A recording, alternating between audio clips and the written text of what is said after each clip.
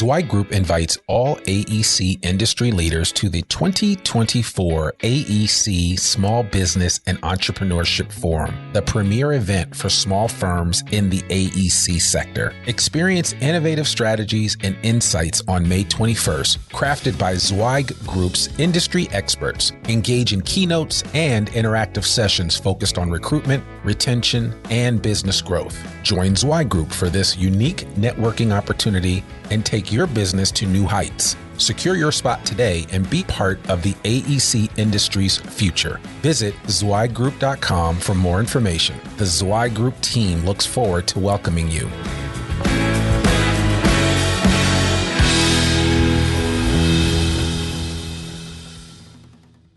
Welcome to the Zweig Letter Podcast, putting architectural, engineering, planning, and environmental consulting guru Mark Zweig's straight talk in your ear. Mark has more than 30 years of experience helping AEP and environmental firms thrive. And these podcasts help deliver his invaluable management, industry, client, and HR advice directly to you, free of charge. The Zweig Letter Podcasts let you develop professionally, wherever you are. Hey folks, and welcome to the Zweig Letter Podcast. I am here today with Mark Zweig, founder of the Zweig Group and also the main editor and writer for the Zweig Letter, a subscription-based newsletter that has been around in the design industry for almost 3 decades.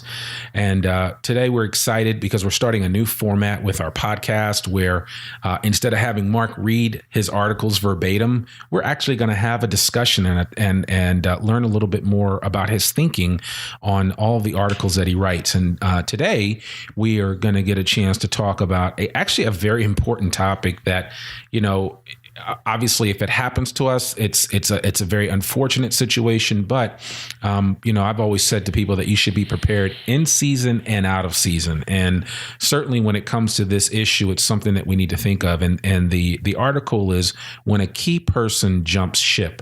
The article was originally in the July 18th issue of this Zweig Letter, and that was issue 1160. But simply put, dealing with an unexpected person leaving is always tough, but you must have a plan. So, Mark, what in your mind, first of all, was there anything that precipitated you writing this letter or writing this article rather, or was it simply just something that you just felt like you had to share? I don't know that there was anything in particular that brought this up, but this kind of stuff happens all the time. Yeah. You lose somebody who's critical to your company or who you think is critical, and you got a crisis. Yeah. And I think a lot of companies go through this and they haven't really adequately prepared for it because it catches them off guard. And then they don't do a really good job necessarily with dealing with the after effects in terms of talking with their clients and their employees and everybody else that you need to talk with about it. So it does happen. It happens every day to firms in this business. Yeah. So you talk about, one of the things that you highlighted was about getting your emotions under control. What would you recommend to, maybe somebody that's listening to this, it's recently happened to them and they're still trying to wrap their head around it. But how do you get your emotions under control? It helps when you get old. That's all I can say. I now that I'm 58 versus 38, I can do it a heck of a lot easier. Yeah. But no, it's not easy to do. But I think you've got to have certainly you got to keep a perspective that says you're going to be able to deal with anything that happens to you. Right. This or any other problem. That's how you keep your emotions under control. You got to convince yourself that getting out of control is not in your best interest. Yeah. So why would you let that happen? Yeah. Certainly getting adequate sleep and exercise and other things contribute to your ability to deal with these stressful situations that occur. Right. People who don't eat right, don't sleep well, don't exercise, I think, have a greater tendency to sort of fly off the handle. Keeping some other people around that you can talk to as a safety valve, or maybe aren't too judgmental, and you can share this kind of stuff with, maybe that's helpful to get it so you don't explode. Yeah. So, what about the whole idea that, at least from a leadership perspective, I mean, and there's some schools of thought that say that when you lose someone on your team, it's more of an indictment on the leader than it is on the individual that leaves. Well, that may be true. I mean, they certainly say it's the number one reason people leave is they don't like the person they report to, or they've got some kind of problem with them. Yeah. So, that's a good point. We have to be introspective and say, why is this happening? Sometimes there's nothing you can do about it. Yeah. People are short-sighted, or they don't, for whatever reason, they don't believe that things are going to change or get better for them, or ultimately work out for them. Yeah. But you do have to be introspective and say, what's going on here? Why is this happening? Is it something that I'm doing? And be open enough and honest enough with yourself to change, if so. Yeah. Well, and that certainly is a mark of a great leader, someone that's willing and flexible. So I guess let's talk a little bit about communication with your employees, and then, of course, with the clients. And in your mind, what would be some of the most important things to communicate to an employee after a key individual jumps ship? I think the main idea you got to get across is we're okay. We're not going to, in a crisis, we're not going to crater. We're not going out of business because this person's leaving. Yeah. You've got to convince them that the organization has survived the comings and goings of many people, and that everybody's going to be fine. I think that's probably the most important idea you've got to get across. The second idea I think you got to get across is that, there's going to be a plan of attack to deal with it, whatever happened. Who's going to take over? When? What are they going to do to make sure they get up to speed quickly? Yeah, I think those things are pretty fundamental to the whole process of being able to deal with these things. I also think it's important to not trash anybody who leaves. Yeah, and I've certainly been guilty of that in my younger days, but I've learned it's just inappropriate. And it just makes people feel bad about you. Yeah. And it's unnecessary, because the fact is they probably weren't as bad as you're making them out to be. They were still employed there. They decided to leave on their own. Yeah, that's true. And that's true. That's true.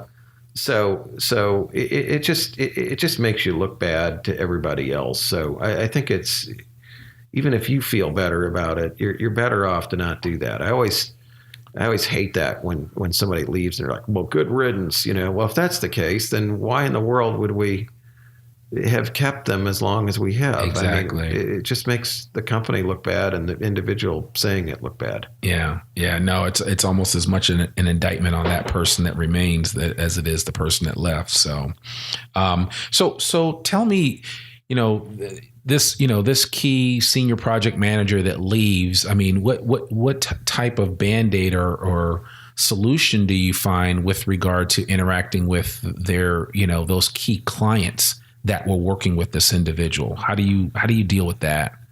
Well, I think you got to get on it really early. Yeah. You need to have somebody, you as that person's manager or boss, leader, needs to call client yourself and just say, look, this is what happened.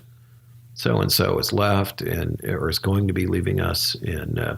But don't worry. We've already got the plan of attack as to who's going to take this individual's place, even if it's just a temporary move. Yeah. You got to be ready to tell them that somebody else is there stepping into the shoes, and they're not going to be in a crisis themselves because of your person leaving. Right.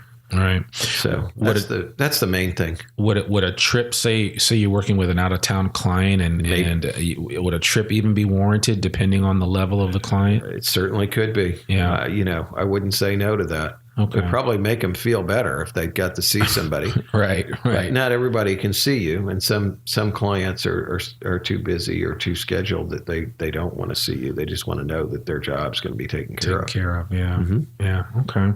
So, and then I guess through all this, and I guess the overriding theme of what you've just shared as we've discussed this is that you have to take action. You've got to stay positive. Is there anything else that you can think of that would be helpful advice for someone going through this type of loss of a key individual? Yeah, I just think it's super critical for you to figure out who's going to take their place as soon as possible, even if it's temporary. Yeah. You've got to identify that individual, and you've got to get them talking with the person who's leaving as quickly as possible to impart all the knowledge they can before they're out the door. Yeah. You also have to think about how long you're going to let somebody stick around. And be a negative influence. And this is always touchy. Someone turns their notice in and you immediately send them out the door packing, you may miss out on a lot of critical transition time that you really need. On the other hand, if you just let them sit there, and I've done this myself where I let them work their 2 weeks out.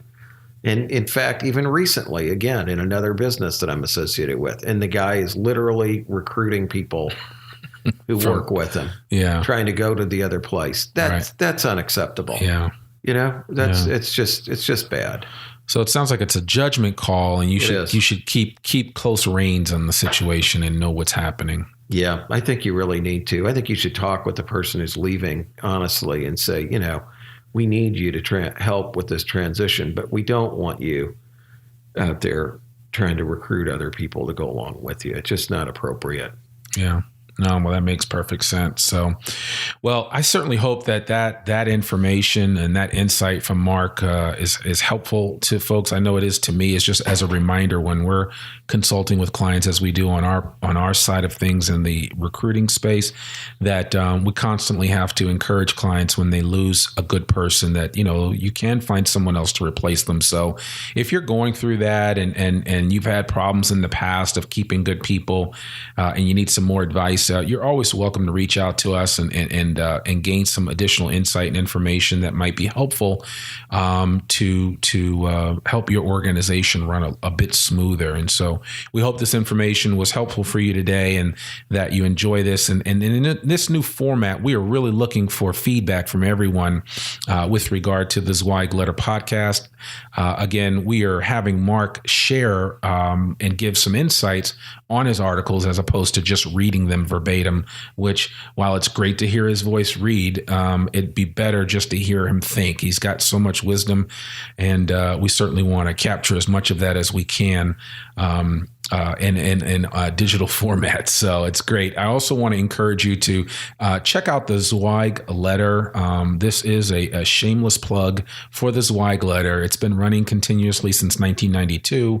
I think it is the foremost newsletter in the design industry. We have a special gift for you: 6 free week subscription to the Zweig Letter. Just visit freetzl.zweiggroup.com. That's ZWEIG group.com. A link to this website address will be available in our show notes. In addition, you can find the Zweig Letter available on iTunes, Stitcher, SoundCloud, Google Play, wherever you can find any really great podcasting service. We should be there. You can access us and listen to us both on your cell phones, iPads, computers, and we certainly would love feedback. And if you like the podcast and it really resonates with you and it's helping you out on a regular basis, we would really appreciate a 5-star rating on iTunes as well. But again, we just thank you for listening in and taking a few minutes out of your busy day to gain a better understanding of things as it pertains to running your design organization, whether you're the leader of it or whether you're just an individual that is part of the bigger team. We thank you for listening in, and we hope you enjoyed this episode of the Zweig Letter podcast. Take care and have a great day. Thanks for tuning in to this Zweig Letter podcast. We hope that you can apply Mark's no-holds-barred advice to your daily professional life. For a free 6-week subscription to the Zweig Letter, please visit freetzl.zweiggroup.com to gain more wisdom and inspiration, in addition to information about leadership, finance, HR, and marketing your firm. Subscribe today.